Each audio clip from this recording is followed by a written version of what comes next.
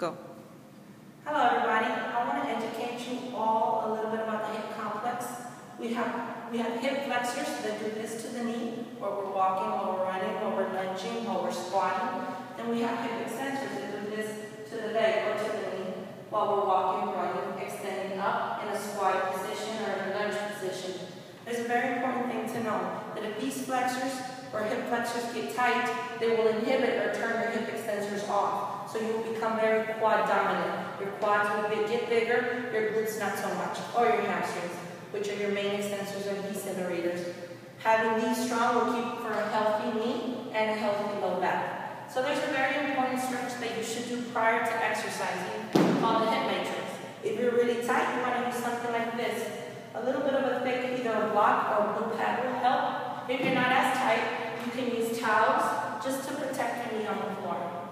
So for now, I'll use the blue pad. You want to bring your knee on the pad. Keep your pelvic bone or your glute stacked up to your knee. Big toe is on the floor, okay? It's very important that you keep this position so you're not hyperextending in the lumbar area, being your lower back. From here, you're going to use your glute to push that pelvic bone in. You'll feel a stretch right away in your quad, okay? The other foot goes up at a 90-degree angle bend. You want to drive that heel down and then towards you to turn your hamstrings on. So it's a static contraction.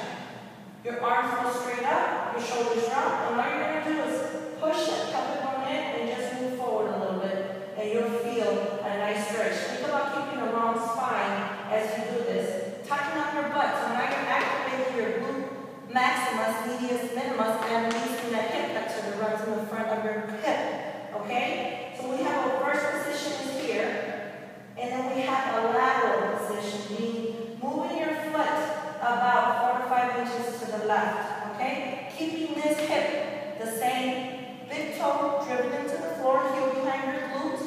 Now you're just going to push your hip into your right hip into your left hip and reach lateral. Okay? 1, and keep pushing that hip in, and 2. So keep driving that heel in. Ensure that your knee is aligned to your second toe while you're doing this. And 3. Everything is nice and tall. There's no movement of your vertebral column. Your spine is nice and tall. Think about just keeping a tall back, tall chest, and just push the right hip into your left hip. Drive that heel down and flex lateral. So think about lateral here. The third position would be in a transverse or rotational position. Keep this hip. The right hip stays. Same concept. Big toe driven to the floor.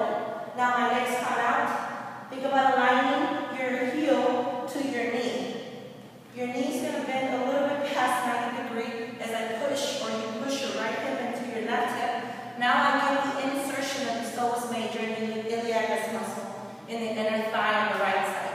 From here, since I've turned my foot out, I'm going to reach in a rotational form, bringing my chest bone over my thigh, driving, allowing my knee to stay aligned to my second toe, and rotating. So now I'm increasing mobility in my T-spine while keeping my lumbar steady, my lower back steady. So this is very important to release, final release of this iliopsoas muscle, the major hip flexor muscle, very strong muscle. So you drive 3 times, keeping 5 seconds in each hold. 1, 1,000, 2, 1,000, 3, 1,000, etc. After that, you would do that on both sides of the hip to activate your glutes. Now mind you, this is for a warm-up prior to running, walking, prior to lunging. You're going to lie on the floor with your hands, palms facing up in an anatomical position. Squeeze your shoulder blades, chin is tucked. Your heels are right close to your butt, so feel your heels with your fingertips. That aligns you properly. Your toes are going to go up, so you're going to feel this muscle work. You're going to drive your heels in, but here it's important that you tuck your pelvic bone in, and you feel the muscle that runs this way in your abdominal. Once your pelvic bone goes in, you're going to drive your heels into the floor and bridge up. You're going to feel all your glutes extending. This is true hip extension.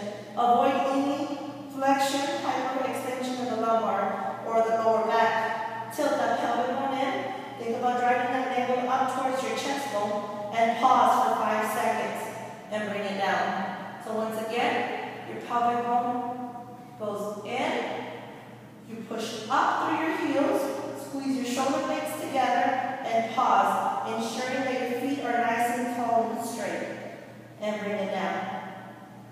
This is done, you can do 2 to 3 sets of 15 to 20 reps. You can pause 5 to 10 seconds at each rep, or you can just hold for endurance 15 to 30 seconds for 5 reps. Your glutes will be burning.